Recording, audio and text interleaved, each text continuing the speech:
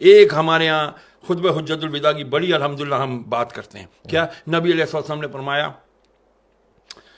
کیا کہ جی میں تمہیں اپنے بعد دو چیزیں چھوڑے جا رہا ہوں, ایک قرآن اور ایک سنت. ہر ایک یہی کہہ رہا ہے, ایک قرآن اور ایک سنت.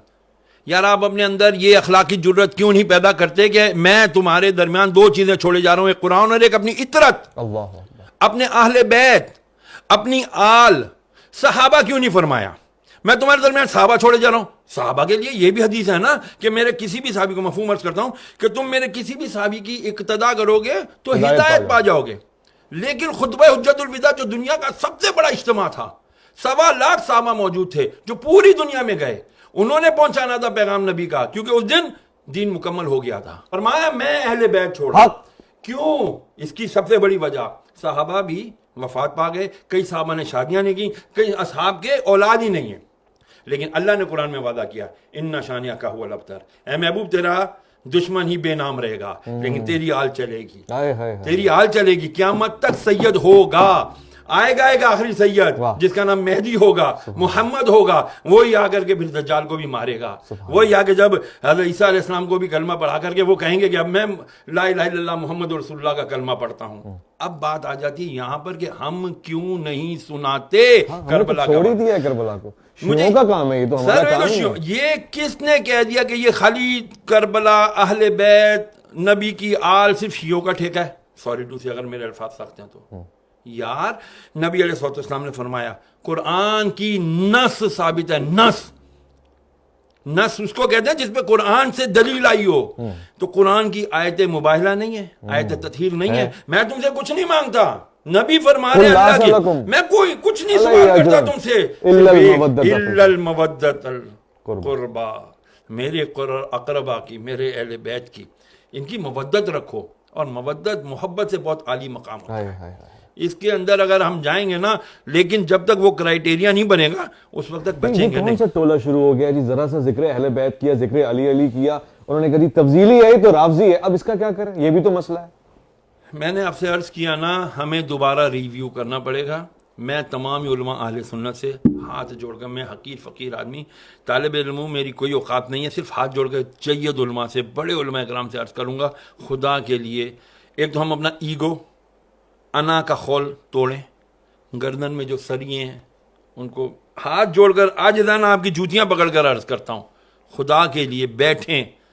ہماری آج آنے والی نوجوان نسل کو نہیں پتا کہ بھائی مولا علی کون ہے, مولا حسین کون ہے, حضرت امام حسن کون ہے, نہیں پتا.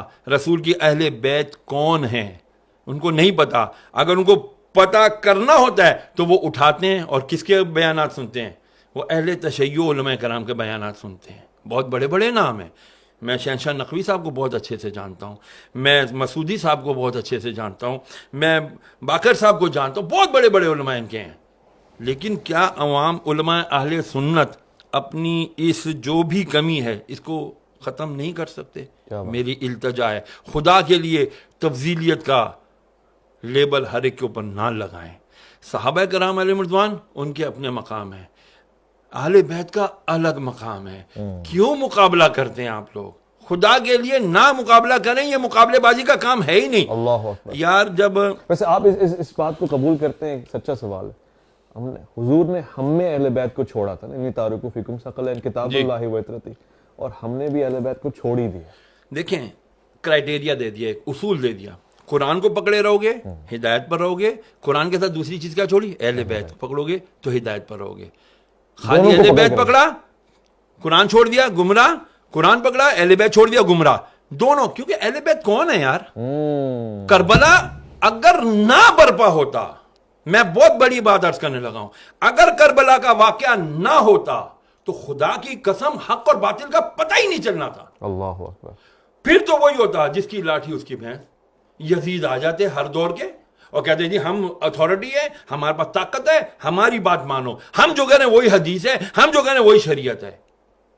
امام حسین نے کیا تھا یار, بڑے مزے سے مدینے میں رہ رہے تھے, بڑے آرام سے جو ہے نا زندگی گزار سکتے تھے, وظیفے مقرر ہو جاتے, کسی جگہ کی گورنر ہی مل جاتی. ہاں جی, گادی نشین بن جاتے لوگ یہاں پر. کتنی بڑی گدی آپ کے پاس ہے. ہاں آج اللہ اکبر. تو پھر ذرا بتائیے جو آل رسول ہوتے اس سے بڑی گدی کسی کی ہونی تھی؟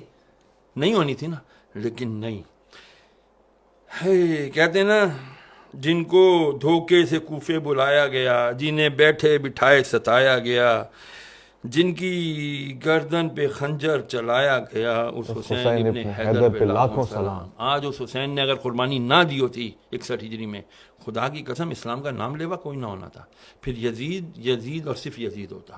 میں کسی چینل پر گیا تھا، معذرت کے ساتھ ایک عرض کر دوں، میرا میڈیا کہتے ہیں آزاد ہے، کوئی آزاد نہیں ہے۔ مجھے کہا گیا یزید کا نام نہیں لینا، دشمن نے اہل بیت کہہ دینا یا دشمن حسین کہہ دینا۔ میں کیوں نہیں نام لوں یزید کا؟ لعنت بھیجی جب تک میں یزید لعنت اللہ علیہ جب تک نہیں کہوں گا میری تسلی نہیں ہوگی۔ تو میں کیوں کروں ایسا کام، میں کیوں کروں ایسا پروگرام کہ جہاں پر میں حق اور باطل کو بیان ہی نہ کر سکوں؟ تو پھر آپ پروگرام کیوں کر رہے ہو بھائی؟ آپ کا مقصد، آپ صرف اپنی فارمیلٹی پوری کر رہے ہو، تو پھر ایسی فارمیلٹی اللہ منہ پہ مارے گا، ایسی نمازیں ایسی عبادتیں اللہ منہ پہ مارے گا، نہیں چلیں گی بھائی۔ تو پھر میں بھی سوچوں کہ میں پھر ایسے پروگراموں میں کیوں جاؤں کہ جہاں پر میں حق اور باطل کا نام ہی نہ لے سکوں۔ اور وہ 1400 سال پرانے یزید کا نام لیتے ہوئے گھبرا رہے ہیں، تو موجودہ یزید کے تو یہ تلوے چاٹیں گے۔ تو ہو یہی رہا ہے، سسٹم آپ کے سارے یزیدی چلا رہے ہیں بدقسمتی سے، اور پھر ہم کہتے ہیں جی ہم اہل بیت کے ماننے والے ہیں، ہم رسول اللہ کے جنت رسول اللہ کی۔ ایسے نعروں سے جنتیں ملنے لگی نا تو بڑے بڑے، وہ کیا شعر ہے اقبال کا کہ وہ ہو تو وہ بھی نعرے تکبیر بھی تقریب کیا ہوتا ہے وہ فتنہ۔ فتنے کے اوپر علامہ اقبال نے کہا نا کہ بہرحال مجھے اشعار یاد نہیں رہتے بھائی، سیدھی سی بات ہے، فتنہ بہت ہے آج کے دور میں، اپنے آپ کو بچاؤ، اہل بیت اور قرآن سے محبت رکھو، قرآن پڑھو گے۔ مولا کا ایک قول یاد رکھنا، مولا علی مشکل کشا کیا فرماتے ہیں جب میری خواہش ہوتی ہے کہ میں اللہ سے بات کروں تو میں قرآن پڑھتا ہوں، میں نماز پڑھتا ہوں، اور جب میں دیکھتا ہوں، میں چاہتا ہوں کہ اللہ مجھ سے بات کرے تو میں قرآن پڑھتا ہوں، تو مجھے لگتا ہے اللہ مجھ سے کلام کر رہا ہے۔ کیا بات ہے۔ تو جب یہ بتا دیا مولا نے کہ دیکھو تم قرآن بھی نہیں چھوڑنا اور ہم لوگوں کو بھی نہیں چھوڑنا، بہت بہت اگر ان کو چھوڑ دو گے تو گمراہ ہو جاؤ گے۔ سبحان اللہ۔